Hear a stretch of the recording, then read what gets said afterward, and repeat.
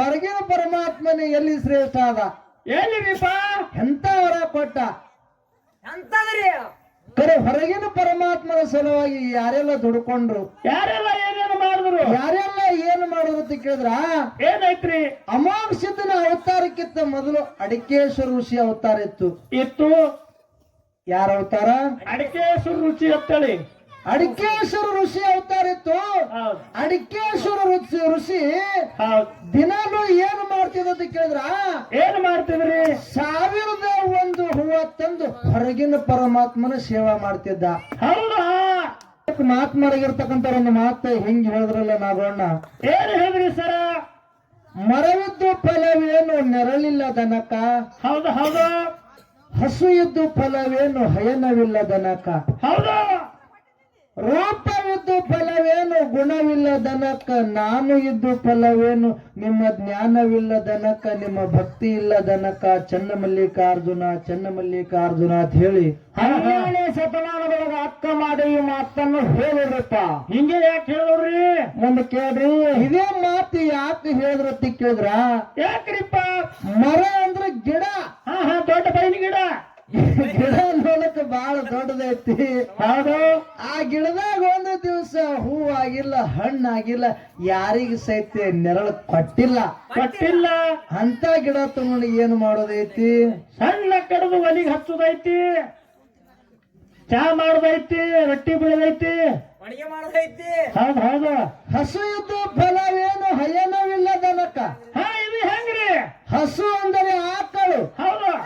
ಆಕಳು ನೋಡಕ್ ಬಹಳ ದೊಡ್ಡದದ, ಬಹಳ ಎತ್ತರ ಐತಿ, ಖಿಲಾರಿ ಐತಿ. ಕೋಡ್ ನೋಡ್ರಿ ನೆಟ್ಟಗ ಕಡಿ ಅದಾವ. ಕೋಡು ನೋಡು ಶುದ್ಧ ಅದಾವ, ಬಾಲ ನೋಡು ಶುದ್ಧ ಅದ, ಕಾಲ ನೋಡು ಶುದ್ಧ ಅದಾವ, ಬಾಯಾಗ ಹಲ್ಲ ಶುದ್ಧ ಅದಾವ, ಬಣ್ಣನು ಬೆಳಗೈತಿ, ಚಂದ ಅದ.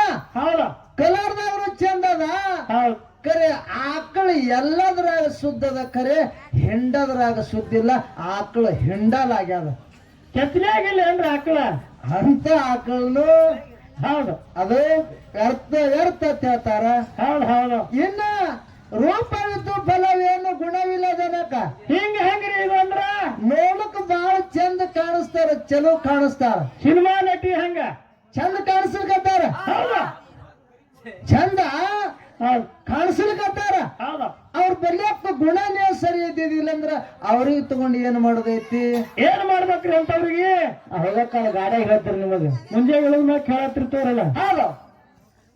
ಇರ್ಲಿ ಇರ್ಲಿ, ಎಷ್ಟೋ ಮಂದಿ ದೇವರ ಗುಡಿಗೆ ಬಂದು ಹಣಿ ಹೊಡಿತಾರ, ನಮಸ್ಕಾರ ಮಾಡ್ತಾರ. ಅವ್ರ ಮನಸ್ಸಿನೊಳಗ ಭಕ್ತಿ ಅನ್ನೋದೇ ಇರ್ಲಿ ಅಂದ್ರ ಇದನ್ನು ಕೂಡ ವ್ಯರ್ಥ ಅಂತ ಹೇಳ್ಯಾರಲ್ರಿ. ಹೇಳ್ಯಾರ. ಇರ್ಲಿ, ಮಾತುಗಳು ಹೇಳ್ಕೊತ ನಮ್ಮ ಉಭಯ ತಂಡದವರು ಏನ್ ಹೇಳಿದ್ರಿ ಸರ್? ಒಂದು ವಿಷಯ ಇಟ್ಟಾರ. ಏನ್ ವಿಷಯ ಅಂತ ಕೇಳಿದ್ರ, ಏನ್ರಿಪ್ಪ? ಆ ಒಳಗಿನ ಪರಮಾತ್ಮ ಶ್ರೇಷ್ಠ, ಏನು ಹೊರಗಿನ ಪರಮಾತ್ಮ ಶ್ರೇಷ್ಠ? ಎರಡು ವಿಷಯ ಇಟ್ಟಾರಿ. 2 ವಿಷಯಗಳನ್ನ ಪ್ರತಿಪಾದನೆ ಮಾಡ್ಯಾರ ಅವರು. ನೀವು ಯಾವ್ದು ಹಿಡಿತೀರಿ ಇದ್ರೊಳಗ? ನಮಗೆ ಯಾವ್ದು ಇರ್ಲಿ ಅಂತ ಕೇಳಿದ್ರ ಹೊರಗಿನ ಪರಮಾತ್ಮನೇ ನಮಗಿರ್ಲಿ. ಹೌದು ಹೌದು.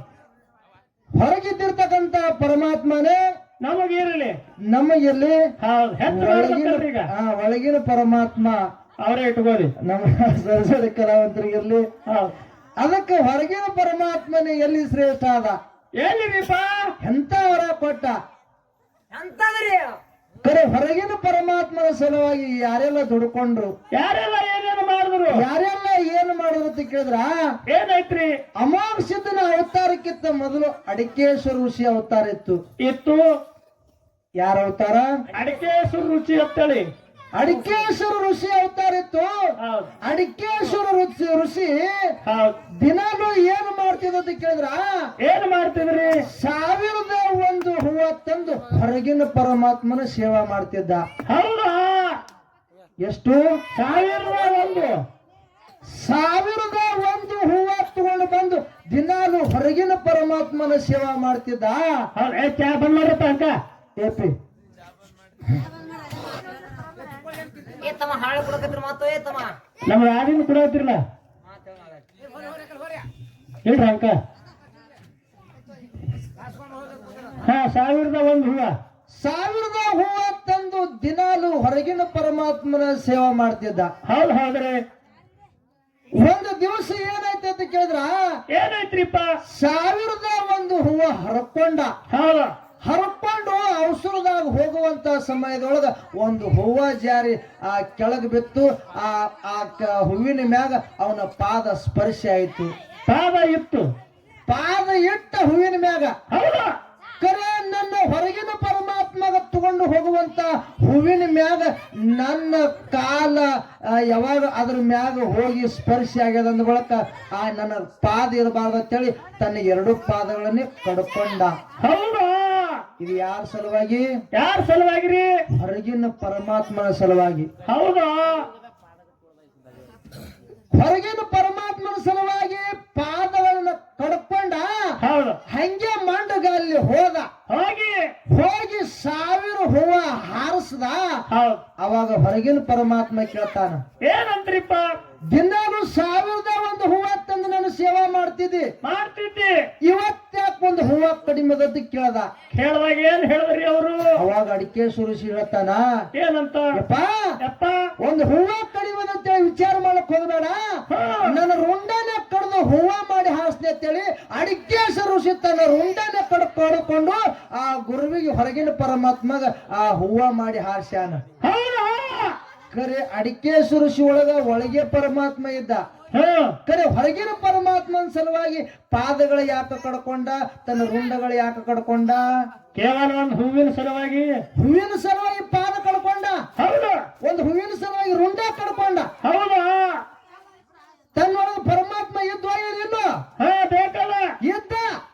ಇದ್ರೂ ಕೂಡ ಒಳಗಿನ ಪರಮಾತ್ಮನಕ್ಕಿಂತ ಹೊರಗಿನ ಪರಮಾತ್ಮನೇ ಶ್ರೇಷ್ಠ ಅಂತೇಳಿ ತನ್ನ ರುಂಡ ಕಡ್ದು ಹೂವನೆ ಮಾಡಿ ಆ ಹೊರಗಿನ ಪರಮಾತ್ಮ ಹಾರಿಸದ.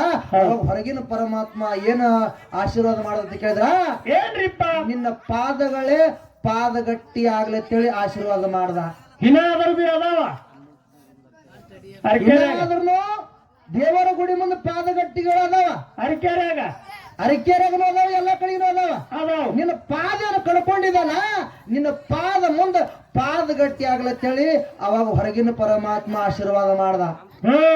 ಈ ನಿನ್ನ ರುಂಡ ಎಲ್ಲಾ ಪಲ್ಲಕ್ಕಿ ಒಳಗ ಮೆರಿಲೆತ್ ಹೇಳಿ ಅಲ್ಲಿನೂ ಆಶೀರ್ವಾದ ಮಾಡ್ದ. ಇದು ಯಾರು ಆಶೀರ್ವಾದ ಮಾಡಿರತ್ತ ಕೇಳಿದ್ರ, ನನ್ನ ಹೊರಗಿನ ಪರಮಾತ್ಮ ಆಶೀರ್ವಾದ ಮಾಡ್ಯಾನ. ನನ್ನ ಹೊರಗಿನ ಪರಮಾತ್ಮ ಶ್ರೇಷ್ಠದಾನ. ಹೌದು ಹೌದು ಹೌದು. ಒಳಗಿನ ಪರಮಾತ್ಮನ ಸೃಷ್ಟಿ ಮಾಡಿದವನೇ ಹೊರಗಿನ ಪರಮಾತ್ಮ ಅದಾನ.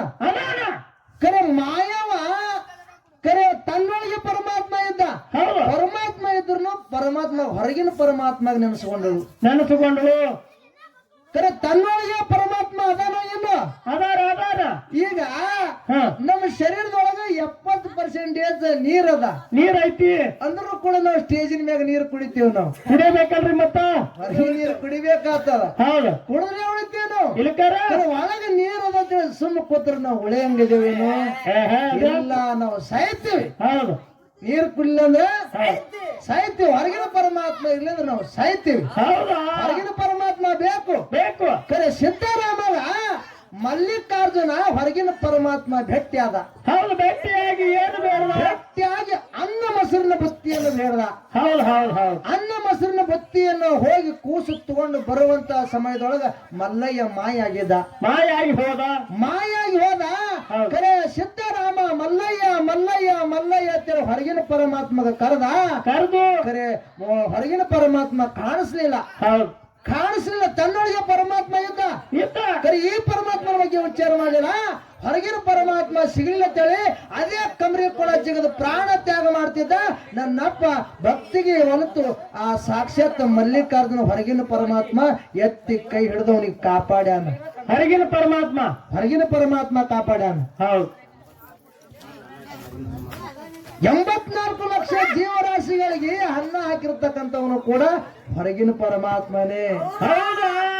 ಅದ್ರಾಗೆಲ್ಲ ನಿಮ್ಮ ಒಳಗಿನ ಪರಮಾತ್ಮ ಬಂದ್ರು ನಿಮಗೆ ಹಿಡ್ಕೊಂಡೆ. ಮತ್ತ ಒಂದು ಹುಲ್ಲು ಕಡ್ಡಿ ಸಹಿತ ಎಳಗಡಬೇಕಾದ್ರ ಅದಕ್ಕೆ ಹೊರಗಿನ ಪರಮಾತ್ಮ ಕಾರಣ ಅದಾನ, ಒಳಗಿನ ಪರಮಾತ್ಮ ಕಾರಣ ಇಲ್ಲ. ಜಗತ್ತಿನೊಳಗೆ ಹೊರಗಿನ ಪರಮಾತ್ಮನೇ ಶ್ರೇಷ್ಠ ಅದಾನ ಅಂತಕ್ಕಂಥದ್ದು ವಾದ.